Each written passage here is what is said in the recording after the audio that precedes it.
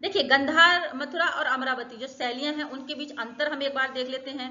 ठीक है, आधार बाहरी प्रभाव। देखिए गंधार शैली में क्या था, यूनानी या हेलेनिस्टिक मूर्ति कला का व्यापक प्रभाव, अतः इसे भारतीय यूनानी कला के रूप में भी जाना जाता है।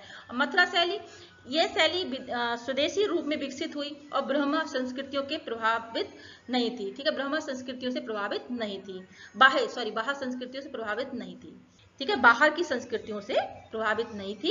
ये शैली स्वदेशी रूप में विकसित हुई थी, मथुरा शैली। अमरावती शैली, ये शैली भी स्वदेशी रूप में विकसित हुई थी और बाहरी संस्कृतियों पर प्रभावित नहीं थी। ठीक है, मथुरा शैली, अमरावती जो शैली थी वो स्वदेशी थी, बाहर की संस्कृतियों से प्रभावित नहीं थी। और गंधार शैली जो थी यूनानी या हेलेनिस्टिक मूर्ति कला का व्यापक प्रभाव इसमें मिलता है, यूनानी का मिलता है। ठीक है, अतः इसे भारतीय यूनानी कला के रूप में जाना जाता है। तो समझ में आया गंधार शैली का जो आधार क्या था, मथुरा शैली का क्या था, अमरावती शैली का क्या था। ठीक है, और सामग्री की बात करें तो प्रारंभिक गंधार शैली में नीले धूसर बलुआ पत्थर का प्रयोग किया जाता था। तो गंधार शैली में क्या था, नीले धूसर बलुआ पत्थर का प्रयोग किया गया, जबकि बाद की अवधि में मिट्टी और प्लास्टर का भी प्रयोग देखा गया है, किया गया है। ठीक है, मथुरा शैली की मूर्तियां धब्बेदार लाल बलुआ पत्थर का प्रयोग करके बनाई जाती थी। तो मथुरा शैली में क्या थी, मूर्तियां धब्बेदार लाल बलुआ पत्थर से बनाई जाती थी, और अमरावती शैली में मूर्तियां सफेद संगमरमर का प्रयोग करके बनाई गई थी। धार्मिक प्रभाव,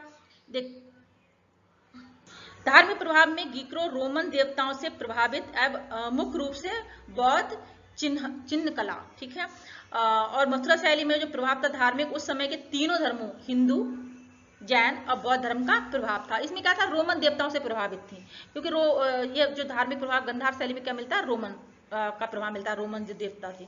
ठीक है, और अमरावती शैली में बौद्ध प्रभाव देखने को मिलता है मुख्य रूप से, और लेकिन मथुरा शैली थी इसमें क्या है, तीनों धर्मों का प्रभाव देखने को मिलता है। ठीक है, और अंतर देख लेते हैं। संरक्षण, देखिए जो गंधार शैली थी उसको कुषाण शासकों का संरक्षण था।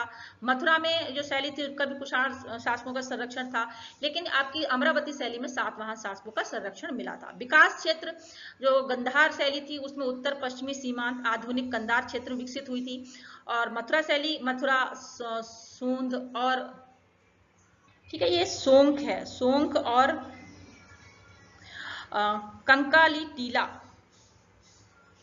कंकाली टीला में और आसपास के क्षेत्रों में विकसित हुई। कंकाली टीला जैन मूर्तियों के लिए प्रसिद्ध है।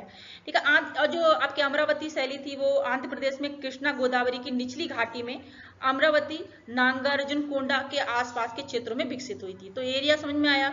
ठीक है, और बुद्ध की मूर्ति की विशेषताएं देखिए क्या है।